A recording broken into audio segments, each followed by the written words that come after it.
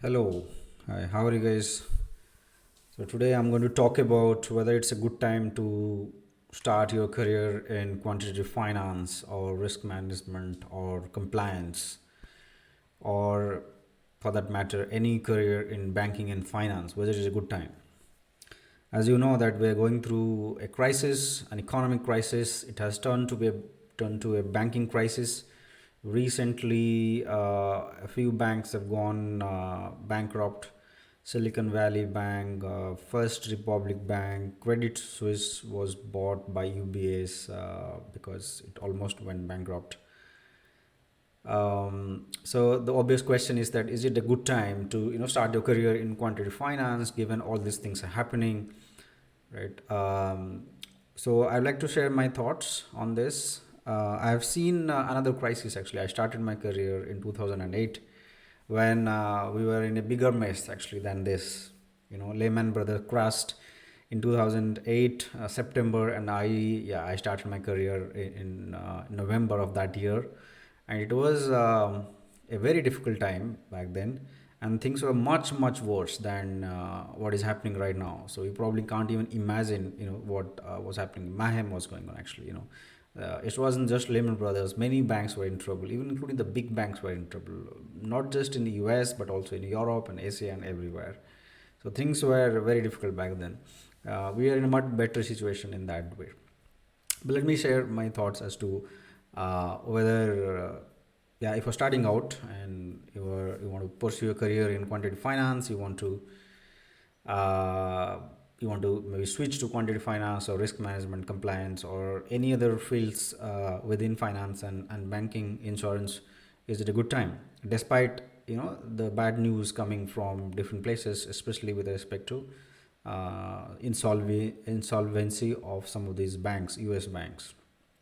Well, in my views, the banks are in much better shape than they used to be a decade back. They are more capitalized, they have more money, they're more stable compared to the situation that was 10, 12, 14 years back in 2008 and 9 and 10. um, Having said that, it's still evolving. Situation is evolving, so it's not very clear whether we're going to have more banks becoming insolvent or bankrupt. Um, that's not easy to predict, but based on my information about the capital uh, position of the different banks, especially the big banks, we are in much better situation. Most of the big banks in the Europe and in the US are in good shape. Silicon Valley Bank wasn't a very big bank. First Republic Bank wasn't a good bank. Credit Suisse was definitely a big bank, but it's an exception. It was already in trouble for a variety of reasons. It has nothing to do with the current crisis. They were in trouble for bad investment, and it is more idiosyncratic. As I mean, it's very specific to Credit Suisse. It has doesn't have much of an impact on other banks.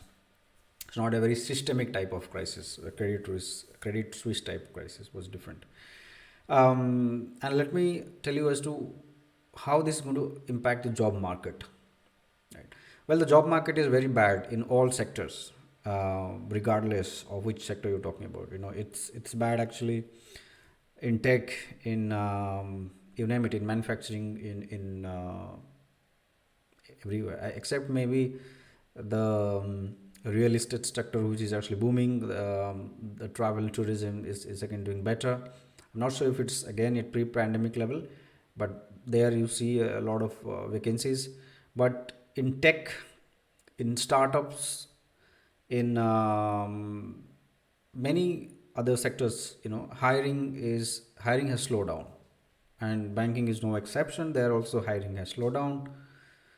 But let me tell you that on a relative sense, the number of jobs available in banks is way more compared to that in tech at the moment.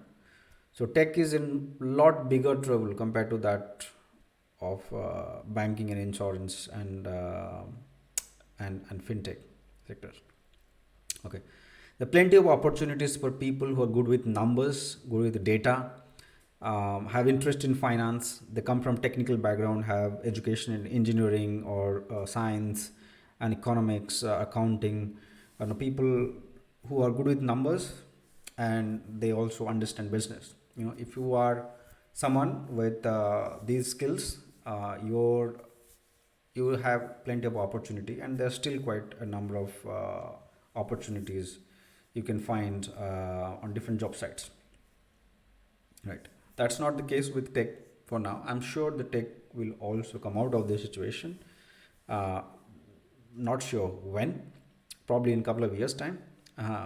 Going by what I've seen in 2008, it took about 2 years for the job market to return to, probably it's going to take, you know yeah, around the same time. But in finance, there's still many positions, vacant positions. You can find on different job sites. E-financial career is a good one, but LinkedIn is also another good resource. Okay. And you we're talking about particularly about quant finance, or career in data science, right? In banking and financial sector, right? So any career related to data, risk and compliance is quite a good career actually, at least for now, because data risk and compliance, they have become more important for the banks than ever before. So the number of opportunities are also quite is quite good actually. No doubt the number of jobs has come down, but not as much as in tech. Um, Another important thing to mention is that regulators care a lot about uh, the data available with the banks.